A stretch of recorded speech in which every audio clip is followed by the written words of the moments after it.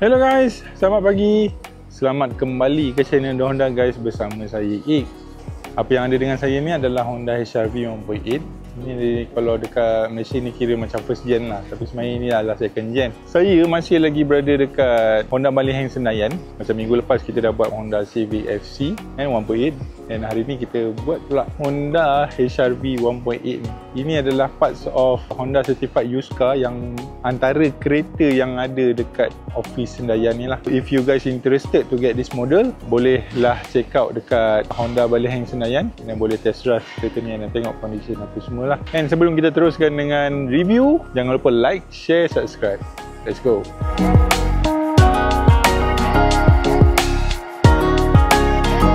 Okey, apa yang ada dengan saya adalah Honda HR-V 1.8. Ini mula dikeluarkan pada tahun 2015 sampai 2018 if I'm not mistaken. Kita buat macam biasa, kita tengok walk around dekat luar, lepas tu kita tengok bahagian dalam and then tengok engine lah. First kita tengok design depan dia. Lampu depan dia ni bagi saya agak unik. Sebab design trapezoid ni jarang-jarang kereta ada. Lepas tu besar pula lampu dia. And then dia guna dua projektor LED macam. Dan lepas tu dia punya headlamp. And then dia punya DRL kat sini. Dia punya grill ni, dia either hate it or love it punya design lah. And kalau you tanya I kurang gemar sikit dia punya design ni. Dia macam bentuk X kat situ. Lepas tu dia tak sama macam Honda yang lain. Yang ni dia memang macam rebel lah. Dia punya designer ni, dia tak pakai Honda wing, tapi dia guna sort of macam split wing macam tu lah. Lepas tu dengan logo Honda dekat tengah ni kan. Punya radiator grill bentuk trapezoid besar juga. Lepas tu dekat bawah ni ada satu lagi split dengan honeycomb punya design. Kalau you tanya design dia ni agak busy juga. Dia macam ada 3 section lah. Dekat atas, dekat tengah, lepas tu dekat bahagian bawah tu. And dia punya fog lamp dekat sini dengan ada garnish slated macam ni lah.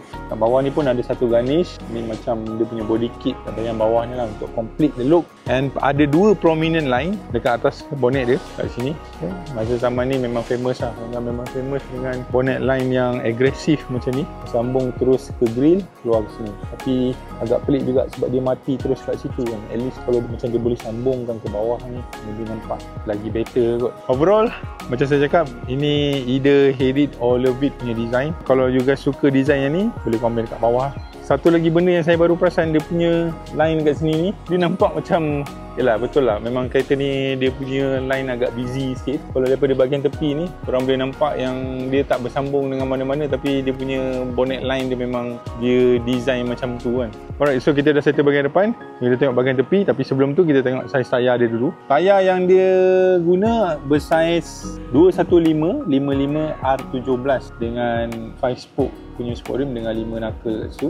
Alright, so untuk bahagian tepi, inilah rupa dia.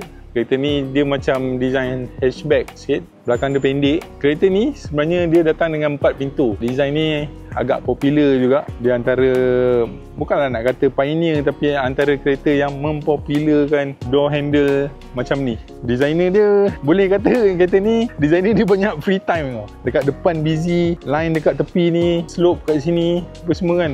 So kalau dia buat handle macam biasa pun boleh, tapi sebabkan inilah kira macam effort dia lah. Lepas tu ada full body cladding lah daripada depan bawa ke tepi sampai ke bahagian belakang ni.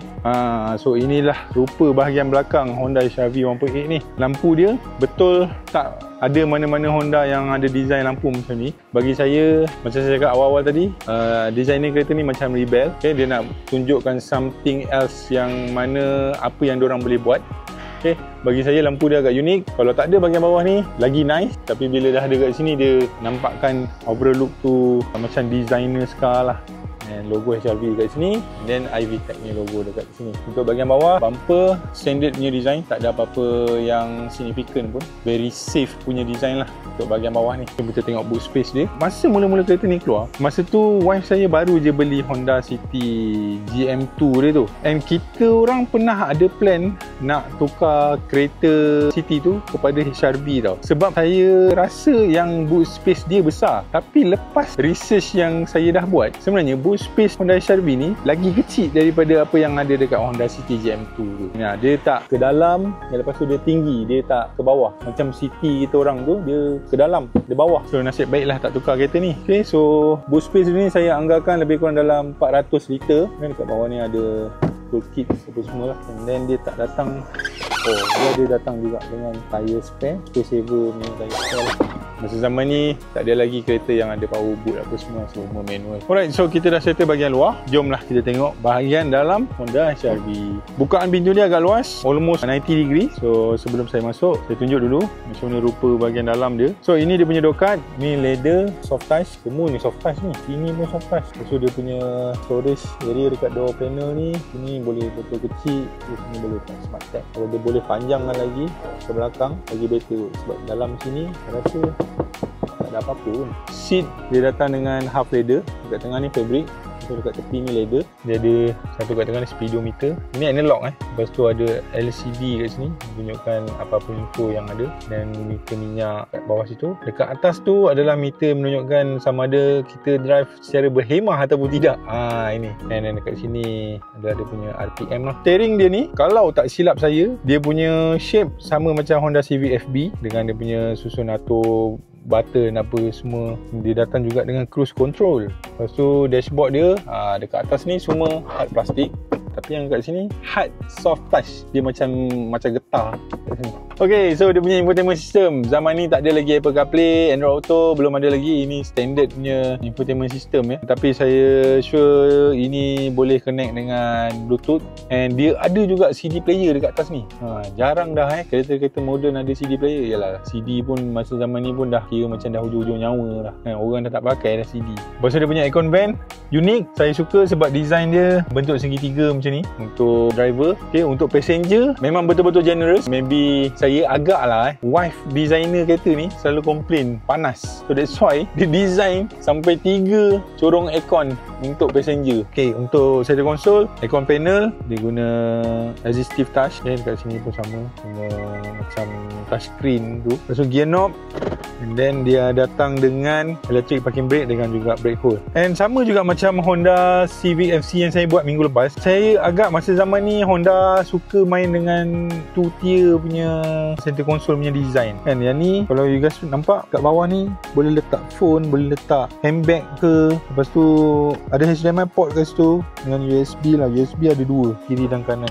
And then dia punya armrest, masa mula-mula tadi saya figure out macam mana nak buka benda ni. Rupanya dia sama design macam Civic, dia jenis slide. Ada 2 cup holder kat sini, agak dalam juga. Ini kalau taruh botol yang besar lepas. Tapi kalau katalah pergi Starbucks apa semua, cawan yang jenis pendek sikit, boleh letak kat situ. Armrest dia kalau buka tu secoet ni, apa je yang boleh taruh dalam ni. Kuman pun tak lepas dalam ni. Dah lah pendek, kecil ke tu. Armrest dia yang ni pun leather wrap, quite nice. So ini saya punya driving seat position. Jom kita tengok bahagian belakang macam mana space dia. Okey, untuk bahagian belakang, ini ruang bukaan dia. Tak besar sangat, tak macam kat depan. Okay, material seat sama macam kat depan. Ada warna kelabu dengan hitam kat sini. Dia half leather. Lepas tu door panel dia dekat belakang ni dapat soft touch juga. Macam saya cakap, ini saya punya driving sitting position. Lepas dah adjust headrest ni, barulah selesa sikit. Kalau tidak, dia macam mencucuk bahagian belakang. Okay, so legroom ada lebih kurang 1,5 knuckle. Headroom saya ada banyak. Saya ada lebih kurang 1 knuckle. Wow, dia punya space ni walaupun daripada luar design dia nampak macam slope, tapi quite nice juga, tinggi. And then dia punya window line ni tak terlalu rendah, tak terlalu tinggi, just nice. Tapi satu je, dekat bahagian belakang ni, since kereta ni dia macam agak panjang juga, dia tak ada aircon vent untuk passenger belakang kan. Kalau ada satu tambahan aircon vent, at least satu lah. And then dekat bawah sini, dia tak ada USB-C ke apa, tapi ada satu cup holder kat situ. Dia tak ada center armrest untuk bahagian belakang ni, pretty basic lah. Kalau duduk 3 orang ni, I rasa tak ada isu kot, sebab dia punya center tunnel dia tak tinggi lah. So bila you duduk dekat bahagian tengah ni, sebenarnya tak selesa langsung, sebab seat dekat bahagian tengah ni dia tinggi. Tapi untuk short journey saya rasa no issues lah, not bad. Tapi saya akan feel bad untuk siapa-siapa yang duduk kat tengah ni lah. Kereta ni dia datang dengan ultra seat, so you boleh bawa barang tinggi besar apa semua bawa ke sini. Adakah ini salah satu pembelian yang berbaloi untuk dimiliki? If you ask me, since sekarang ni dah banyak dah SUV medium compact dekat dalam pasaran, tapi if you are looking for something reliable yang menggunakan enjin yang well proven, saya rasa ini adalah salah satu pembelian yang boleh katakan bijak juga, sebab kita jarang tahu dengar pasal HR-V ni ada problem ke apa kan. Dengan design dia yang out of this world, bagi saya lah, korang boleh lah dapatkan kereta ni dekat Honda Ballyhang Sendayan under program Honda Certified Used Car. If you guys like this kind of content, jangan lupa like, share, subscribe di Honda Guys. I'm Ik signing off from this week video. We are the Honda Guys. We are all about Honda. See you guys next time. Bye bye.